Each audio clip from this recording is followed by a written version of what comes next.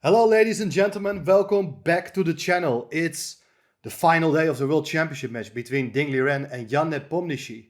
We have seen 14 amazing games in which both players managed to win 3 games each, 8 fighting draws. And for instance, we remember the last classical game, game 14, which lasted 91 moves, 6.5 hours of play with a missed win for Nepo. But it's 7-7. And the classical time control didn't bring a winner, so we are moving to the tie breaks. The guys are going to play 4 games with a time control of 25 minutes per player, with an increment of 10 seconds per move.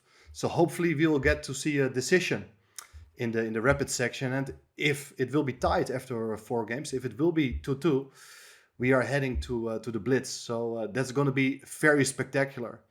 In this clip, I'm going to cover the first 3 games. So let's have a look. It's Liren in the white in the first game, having the white pieces. He starts with the move 1d4, knight of 6, knight of 3, d5. We have seen this a couple of times in the match. And on these occasions, he went for the London system or the collie setup with the move e3. Has been tried in 2 games. This time he tried to surprise Nepo with the move c3. So kind of an offbeat system, but it turned out Nepo was well prepared for it. He went c5, very interesting move. And now the idea is that the pawn is not really supporting the pawn on d4, but white is willing to take the pawn on c5. And after e6, black is trying to regain the pawn. White goes for this remarkable idea, bishop e3. Protecting the pawn, and of course the bishop does look a bit weird, but it's not that easy to regain the pawn. Black goes bishop e7, and now white has to find an alternative plan for the bishop to get developed, because the bishop on e3 blocks the e pawn. So instead, white is gonna place the bishop, the light squared bishop, on the long diagonal on g2.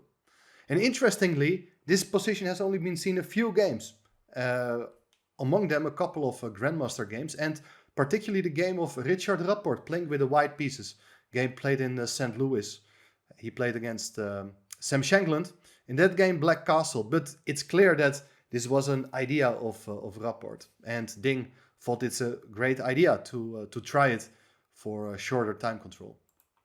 Instead of castling, black played knight c6, bishop g2, castling, and white goes b4, protecting the pawn on c5. And now knight to g4. Very ambitious move, attacking the bishop, and the bishop comes into to d4, trying to get some grip on the dark squares. And it's very important to note that e5, it's actually a mistake. It's a kind of provocation. So the bishop is trapped, and the pawn on e5 is well supported by the 2 knights, but there would have followed h3. And after e takes d4, because if you go back with a knight, the pawn on e5 can just be taken. So black would have to take hg4, d takes c3, and now very clever in-between move b5 before recapturing the pawn on c3. White is much better, even has a nice open h-file for the rook. Maybe there are some mating threats with the queen possible. But Nepo didn't fall for that trap. He didn't play c5. Played queen c7. It's a good move. White castles, and only now the move e5 is played. And white goes h3. And now, important moment. You could draw back with a knight to f6, but well, there is bishop e3. The bishop is kind of safe again. Black has a very nice pawn center, but white has an extra pawn. So it's a very interesting clash. Both sides have something to play for. But instead, Nepo decided to take the bishop.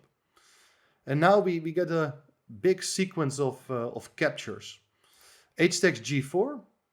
And of course, white would be happy to take the pawn on d4. So black goes dc3.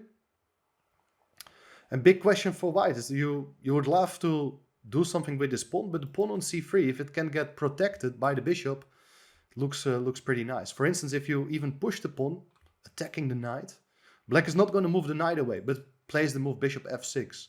So that after b takes c6, there's this beautiful discovered attack, hitting the queen and hitting the rook at the same time. That would win material for black, but still kind of unclear.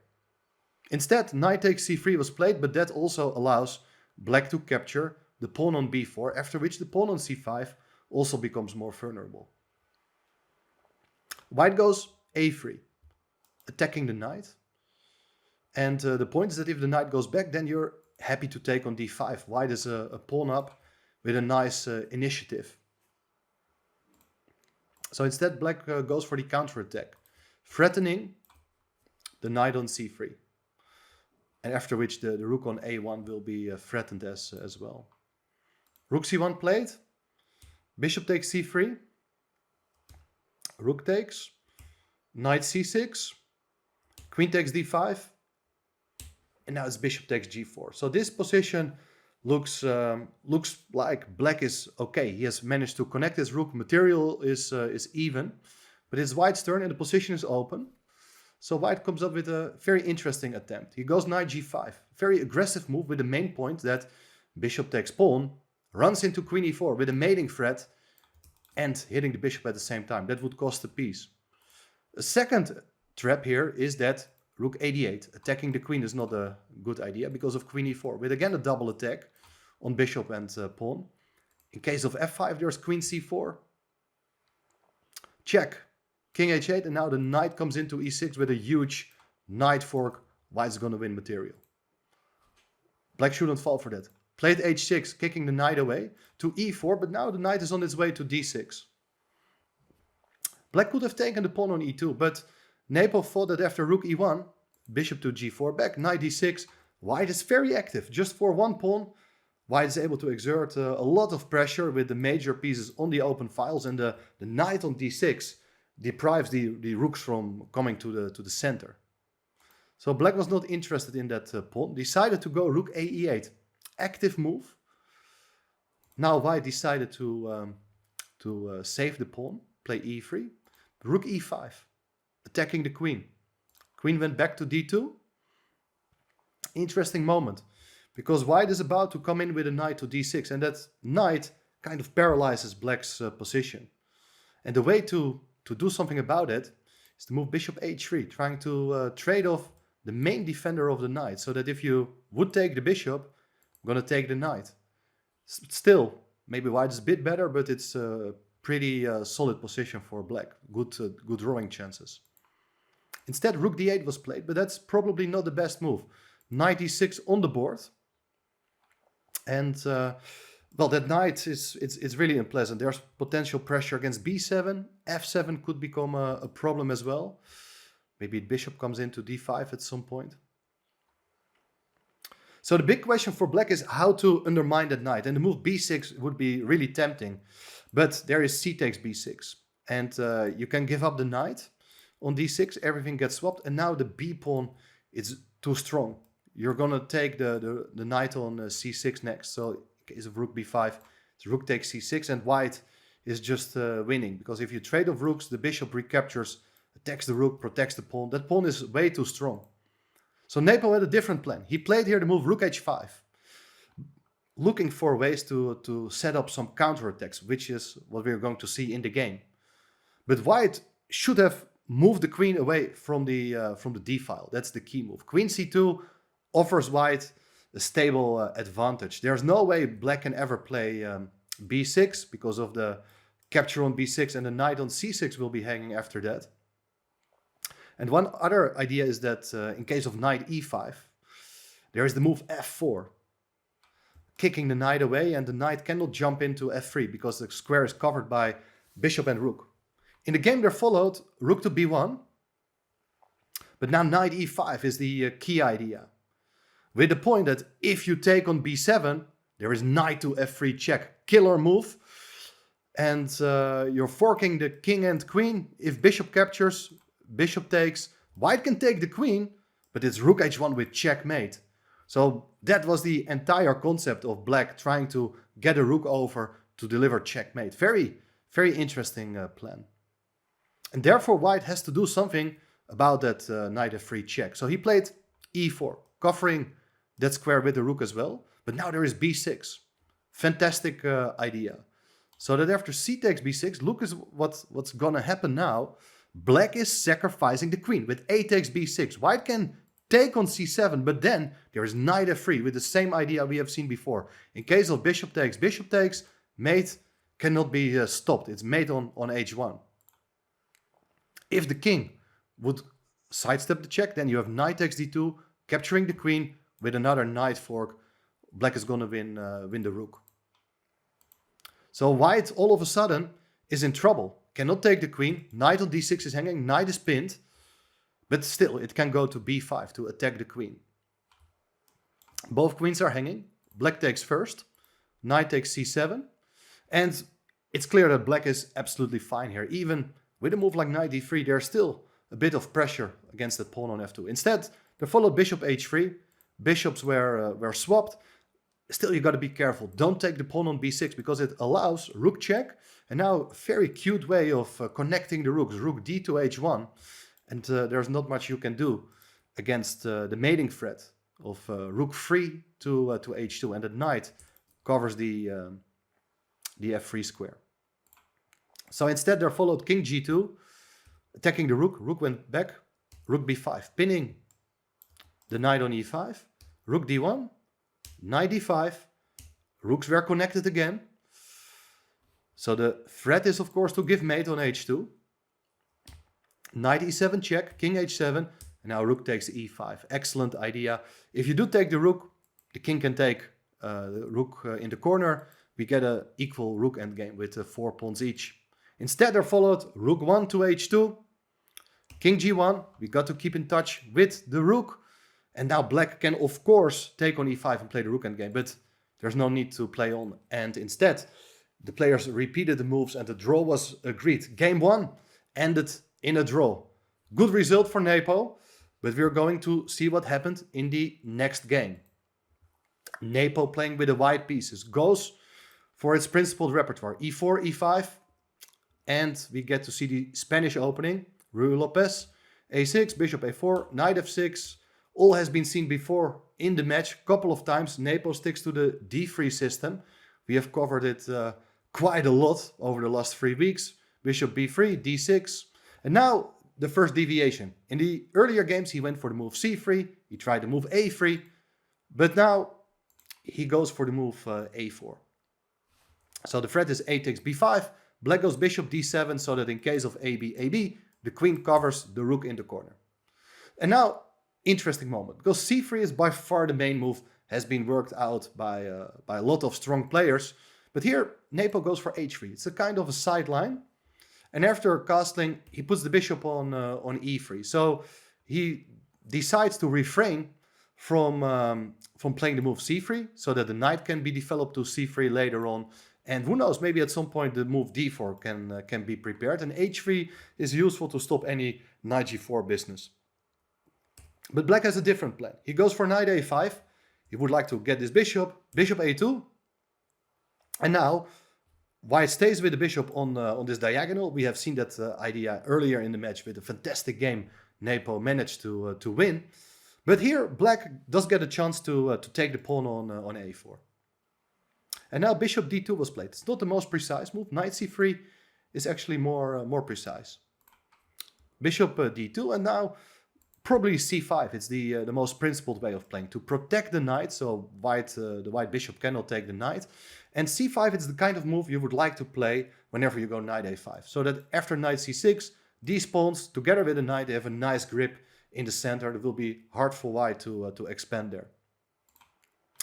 But Ding, caught by surprise, played here knight c6, knight c3, rook b8, and white regains the pawn. And this is a small success for white, because not much is still happening, but the big difference is in pawn structure. That pawn on a6 is an isolated pawn, and white has very simple plans of, for instance, put the bishop on c4, move the knight back at some point, maybe even play b3, and just start targeting the pawn. And since the pawn is no longer part of the chain, it's actually a very unpleasant position for black. But Ding tries to compensate it with active play. Goes for the move knight d4, attacking the knight on a4. If you do take on d4, e takes, that knight is sort of stranded, cannot come back thanks to the pawn on d4.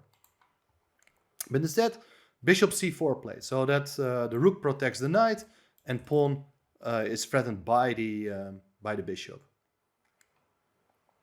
There followed c6. That was one of the main ideas of playing knight d4, trying to get in d5, opening up the center. But well, maybe the pawn could be taken on a6, and after rook a8 come back, but black does get quite some play here for the pawn. Bishop is under threat, and if it goes back to a2, the knight can be taken. If you go back to b3, then there's this typical plan of giving up the knight for the bishop, and these double pawns, they are not worth that much. Black is maybe a bit worse, but it's still a playable position. Instead, white decided to take on d4, e takes d4. We have this interesting pawn formation, but it's a positional concession because white does have a nice pawn on e4, and there are ideas to play in the center or on the king side, maybe look for a pawn break at some point.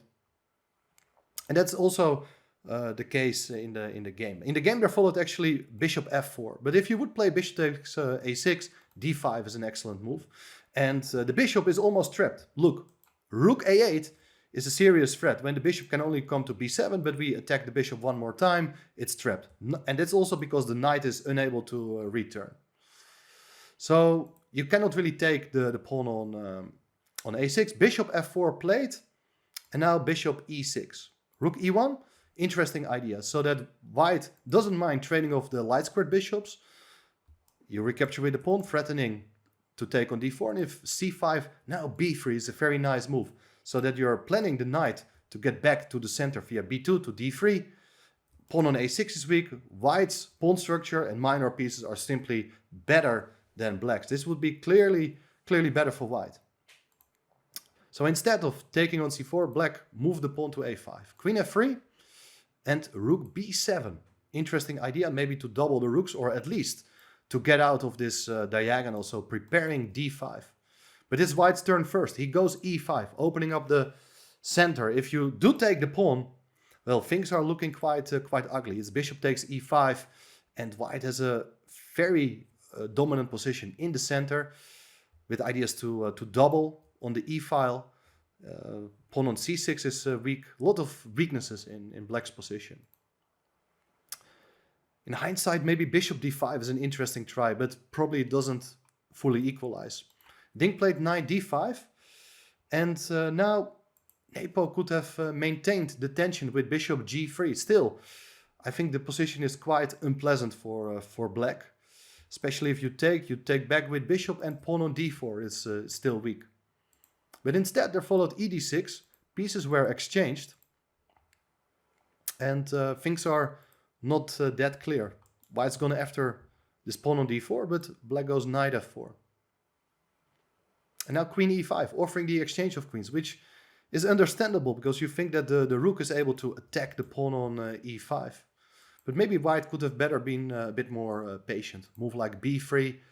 Still not clear what black is exactly going to do. And after the exchange of queens, it becomes pretty dry. Because look what Ding did. He took on e5, takes on c4, and now rook b4. Excellent idea.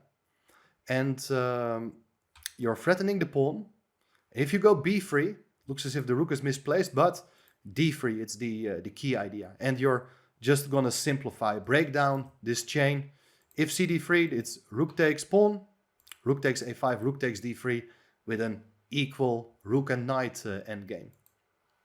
Therefore, rook c5 played, protecting the pawn, attacking c6 as well, but d3 played anyway. And now you cannot really avoid the massive simplifications, because the trap here is that if you would play c3, attacking the rook on b4, is rook takes a4.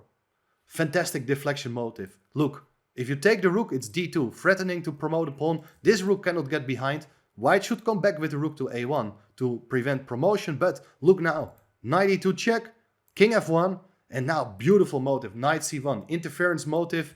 The rook no longer covers the queening square. Next move is d1 queen, game over. The king cannot approach, and the rooks are disconnected. So therefore, cd3 was played, knight takes d3, attacking the rook, rook takes c6, and now knight e5. Very simple move, attacking the rook, attacking the pawn on c4, rook c7 played, knight takes c4, knight c5, knight takes b2, and, well, everything gets swapped. White takes on a5, but it's 3 versus 3, and there's not much to play for. Look, rook g5 with the idea of knight f6 is a last little trap. Of course, you're not going to fall for it. Rook f4, it's absolutely fine. f3, h6, rook d5, knight goes away, rook d6, rook f5, rook d5, forcing the exchange of pieces very soon. Rook d8, knight f6, gf6, rook takes b4. It's a double rook endgame, and the players just agreed to withdraw a few moves later after repeating the move. So it's 1-1 after 2 games. We are going to see what happens in the third game. It's Ding with the white pieces again, and he opens this time with the move knight f3. Small surprise.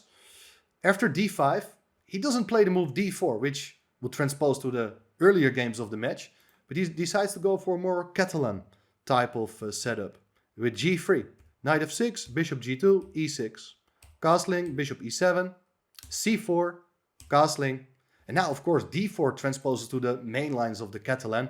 Of course, Nepo would have been very well prepared for it. So Ding goes for a less common move, but still very popular, like double fianchettoing the bishops. So that after c5, you're going to take on d5, knight takes d5, and bishop to b2. 2 bishops on these diagonals looks like very playable position, but even these kind of lines, they are worked out very deeply. Knight c6, d4, cd4, knight takes d4, knight takes, queen takes, threatening checkmate.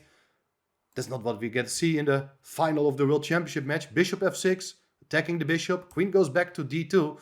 And now you have to be a little careful. If you do just swap everything, let's say you take on b2, queen f6, you swap the queens as well. These sort of endgames in the Catalan, they are really unpleasant. White's going to put the rooks on d1, c1, tremendous pressure exerted by the bishop on g2, which is just a much better piece than its colleague on c8. So you can't do that, but Nepo came very well prepared. Played here the move knight f4, which is a remarkable shot. Everything is hanging all of a sudden. If you do take the queen, it's knight takes e2 with the in-between check. King has to go to h1, and then you can take on d8. Black has a pawn up.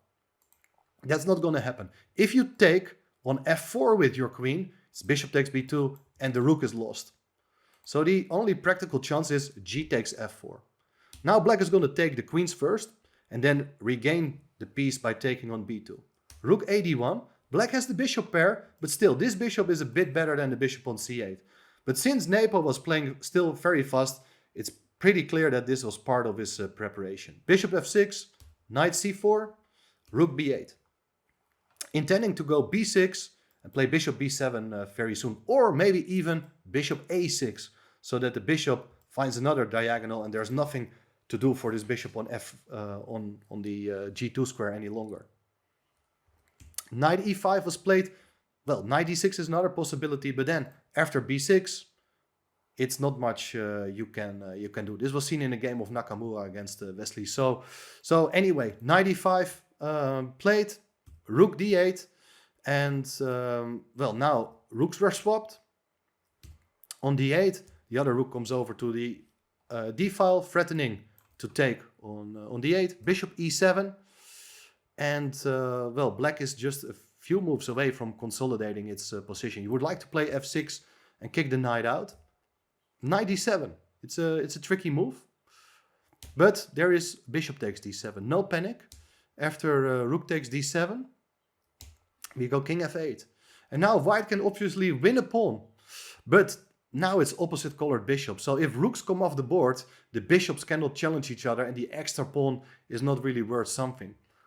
Bishop takes b7 was played, but now there is a rook to d8. The only way to avoid the exchange of rooks is rook c7. But now we put the pawn on a5. So look, these pawns, they cannot really come forward. The bishop is anchoring on the b4 square very soon. Look, this is what happened in fact. Rook c4, bishop b4. Now this extra pawn is not able to come forward. And more importantly, black is also threatening to enter on d2 himself. Rook c2, rook d2 played, forcing the exchange of rooks, because otherwise white is going to lose one of these pawns on the second rank. Rook takes d2, bishop takes d2, e3 to protect the pawn on f4, bishop to b4 back so that this pawn cannot come forward. King f1, king e7, and king d6. Everything is fine. Well, there's no way to make progress. The only thing you could do is king d3, but then The bishop comes back to e1 to attack the pawn. And well, you could try to move the pawns further, but we can still simply attack the pawns. There's no way the king is able to come forward. So king went back, bishop to b4, king d3, and the players agreed to a draw. That was excellent home preparation and a great result for Nepo. The score in the tiebreak is now 1.5, 1.5, and we have the final game, which is going to be decisive. If, in case it's going to be a draw, we will get to move on to the blitz section. But for now, it's 1.5, 1.5. In the other clip, I'm going to show you what happens in the final game of the match.